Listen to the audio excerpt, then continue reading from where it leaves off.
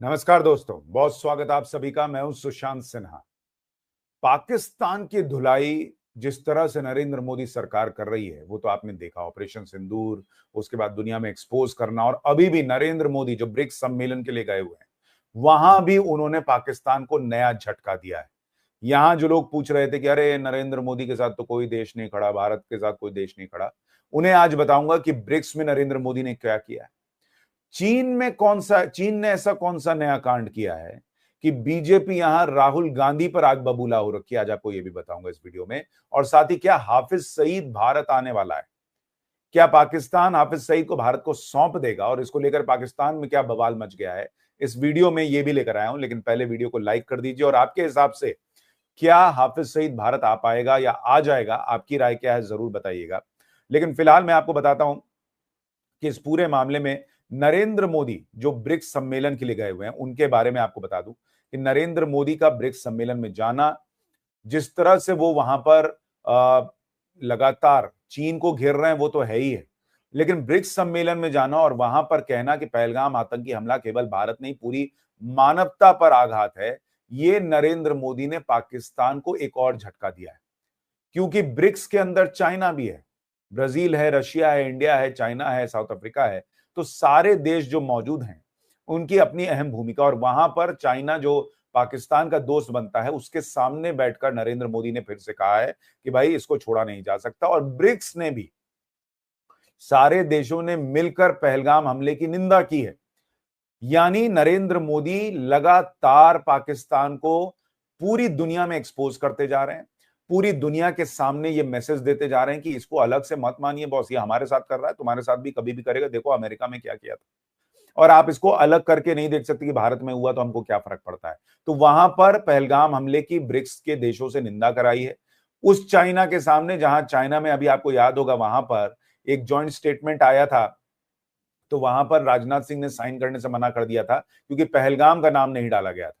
यहां पर नरेंद्र मोदी ने पहलगाम का नाम भी डलवाया है और सबसे निंदा भी करवाई है। यानी ये लगातार नरेंद्र मोदी पाकिस्तान को एक्सपोज करने का काम कर रहे हैं। वहां पर चीन का प्रधानमंत्री भी पहुंचा हुआ था, जिनका नाम ली कियांग है। अब एक सवाल बार बार उठ रहा है कि जिनपिंग क्यों नहीं आए, जिनपिंग गायब है क्या, चीन में तख्ता पलट होने वाला है क्या, बहुत दिन से जिनपिंग दिख नहीं रहे हैं। ये सारी अटकलें अब और तेज हो गई जब वहां पर चीन के प्रधानमंत्री पहुंचे और चीन का राष्ट्रपति जिनपिंग नहीं पहुंचा। कुछ लोग तो कह रहे हैं कि भाई नरेंद्र मोदी को वहां पर ब्राजील में स्पेशल डिनर मिल रहा है, स्टेट डिनर मिल रहा है, इससे जिनपिंग नाराज है। लेकिन हो सकता है ये नाराजगी हो, लेकिन जिनपिंग पिछले कई दिनों से गायब है और उनके तख्ता पलट की खबरें बहुत तेजी से चल रही हैं। आपको क्या लगता है, चीन में तख्ता पलट हो सकता है क्या? कमेंट करके बताइएगा। लेकिन फिलहाल बवाल मचा है हाफिज सईद को लेकर, क्योंकि पाकिस्तान का जो पप्पू है, मैंने आपको कहा ना पाकिस्तान में बिलावल भुट्टो, वहां भी एक पप्पू है, वो कह रहा है कि भाई हाफिज सईद को हम इंडिया को सौंपने को तैयार हैं। Bilawal Bhutto says ready to extradite Hafiz Saeed to India, draws his sons ire. यानी जब बिलावल भुट्टो ने कहा कि भाई हम सौंप देंगे हाफिज सईद को भारत को, तो हाफिज सईद का लड़का बड़ा नाराज हो गया। वो क्या कह रहा है आपको आगे सुनाऊंगा, लेकिन पहले सुनिए कि बिलावल भुट्टो ने क्या कहा है। अल जजीरा को इंटरव्यू दे रहे थे बिलावल भुट्टो। ये भाई साहब बोले कि आतंकवाद एक ऐसा मुद्दा है जिस पर भारत और पाकिस्तान को साथ बैठकर बात करनी चाहिए। तुमसे साथ बैठकर बात होगी, तुमको नीचे जमीन पे भी बैठा दें तो बहुत बड़ी बात है। खैर, अगर भारत इस प्रक्रिया में सहयोग करता है तो पाकिस्तान को किसी भी जांच के दायरे में आए व्यक्ति को सौंपने में आपत्ति नहीं होगी। यानी बिलावल भुट्टो ने क्लियर कर दिया कि भाई भारत थोड़ा भी सहयोग कर दे तो हम हाफिज सईद को भी सौंप देंगे।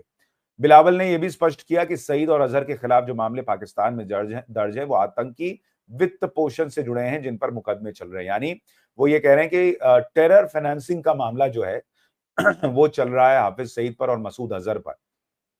यानी वो खुद मान रहा है कि भाई वहां पर पाकिस्तान जो है, उसके अंदर जो आतंकी हाफिज सईद है वो टेरर फंडिंग कर रहा था। लेकिन भाई टेरर फंडिंग से खाली काम थोड़ी हो जाता है, टेरर फंडिंग के अलावा ट्रेनिंग भी तो देता है। अब ये तहव्वुर राणा जो पकड़ा गया, वो बड़े बड़े खुलासे कर रहा है। वो कह रहा है कि भाई वहां पर आईएसआई शामिल थी 26/11 का अटैक कराने को लेकर। तो पाकिस्तान दुनिया में एक्सपोज होता जा रहा है, और ये तहव्वुर राणा को एक्स्ट्राडिट करके यहां लाना आज की डेट में आप देखिए भारत के लिए कितना मजबूत पक्ष बन जाएगा, जब तहव्वुर राणा गवाही दे रहा है कि भाई पाकिस्तान की सेना, वहां की आईएसआई सब मिलकर 26/11 का हमला कराए थे। तो इनका मुंह तो इतना सा रह जाएगा, और फिर दुनिया भी किस हिसाब से बचाएगी। लेकिन बिलावल भुट्टो ने कह दिया कि भाई वो मान रहा है कि हाफिज सईद पाकिस्तान में, और मसूद अजहर वो कह रहा है कि मसूद अजहर जो है वो हो सकता है अफगानिस्तान में होगा, जबकि इसी पाकिस्तान का विदेश मंत्री कह रहा था कुछ दिन पहले कि हाफिज सईद भी अफगानिस्तान में हो सकता है। तो इनका हिसाब किताब ऐसा चल रहा है। लेकिन इस बीच जो है वो हाफिज सईद का लड़का भड़क गया कि भाई मेरे पप्पा को तुम भेज दोगे इंडिया, वहां तो उनका हिसाब किताब क्लियर कर दिया जाएगा, ये तो नरेंद्र मोदी सरकार है। तो वो कह रहा है कि पाकिस्तान की बेइज्जती करा दी है बिलावल भुट्टो ने। पाकिस्तान के पास इज्जत है कहां जो कोई बेइज्जत करेगा भाई। खैर, बिलावल बोले थे सईद को भारत प्रत्यर्पित करने को तैयार है। तो बिलावल भुट्टो के बयान पर हाफिज सईद का लड़का जो नाराज हुआ है, जरा एक बार उसको भी सुनी लीजिए, फिर मैं आपको बताता हूं चीन ने क्या कांड किया है और क्यों बीजेपी राहुल गांधी पे बहुत हमलावर है, कह रही है कि भाई चीन और राहुल गांधी का क्या कनेक्शन है। उस पर आऊंगा, पहले जरा हाफिज सईद के लड़के को सुनिए। देखते हुए बिलावल ने जो बातें की, भारतीय सहाफ़ी के सवालात के जो जवाबात दिए, हकीकत में वो जवाब बनते नहीं थे, जिससे हम सबकी पूरी पाकिस्तानी कौम की दिल आज़ारी हुई है। इस पर हम उसके इस बयानात की भरपूर मज़म्मत करते हैं। मेरे वालिद मोहतरम हाफ़िज़ मोहम्मद सईद हफ़िज़हुल्लाह का किरदार पाकिस्तान की खिदमत, हिफाजत और दिफा के हवाले से हमेशा रहा है। उनका कोई अमल भी रियासत पाकिस्तान के बरअक्स नहीं रहा। इसलिए हमेशा ही पाकिस्तान की अदालतों में हमारे हक़ में, हमारे बुजुर्गों के हक़ में फैसले किए जाते रहे। जिन सबूतों की ये बात करते हैं, वो सबूत भी अदालतों में तब पेश किए गए थे और उनको अदालतों में एग्जामिन किया गया था और उसके बाद ये फैसले आए थे। आपको ये मालूम होना चाहिए कि हालिया जो आपने खुद देखा और सारी दुनिया ने देखा कि हिंदुस्तान किस अंदाज से झूठ बोलता रहा, प्रोपेगेंडा करता रहा, तो हमेशा से ही हिंदुस्तान का ये झूठ चलता आया है और उस वक्त भी हिंदुस्तान का ये झूठ ही था जिसकी कली अदालतों के फैसले से दुनिया के सामने खुली। तो हाफिज सईद का लड़का कह रहा है कि हाफिज सईद जो है वो पाकिस्तान की हिफाजत करता है भाई। जिस आदमी को, जिस हाफिज सईद के लिए कह रहा है कि भाई वो तो एकदम दूध का धुला है, उस पे $10 मिलियन का इनाम है और ये कह रहा है कि भाई मेरे अब्बू जो हैं उनको इंडिया जो है वो प्रोपेगेंडा के तहत आतंकी बताता है। अरे भाई हमने नहीं, पूरी दुनिया ने $10 मिलियन रखा, $10 मिलियन का इनाम रखा हुआ है और वो जो है वो ग्लोबल टेररिस्ट है। तो खाली इंडिया का नहीं है भाई। और तुम्हारे झूठ बोल देने से कि वो तो कुछ नहीं करते, हमारे अब्बू जो हैं वो पाकिस्तान की जो है वो हिफाजत करते हैं, उनकी सेवा करते हैं, अरे तुम्हारी यही आतंकियों वाली सेवा ही तो जो है वो नहीं चलने दे रहे ना। लेकिन ये अब बिलावल भुट्टो का बयान जो है वो बड़ा इंपॉर्टेंट हो जाता है कि वो कह रहे हैं हम सौंपने को तैयार हैं, लेकिन वो हाफिज सईद को कभी सौंपेंगे नहीं। मैं आपको लिख के दे देता हूं, क्योंकि इसी पर इमरान खान की पार्टी पीटीआई कह रही है कि वो तो बच्चा है बिलावल भुट्टो, वो ऐसी बात कर रहा है क्योंकि उसको मौका मिल गया कि मैं आतंकियों से जाकर सट जाता हूं, मुझे वोट मिल जाएगा पाकिस्तान में, तो उनको ही वोट मिलता है। तो पाकिस्तान कभी भी नहीं सौंपेगा हाफिज सईद को।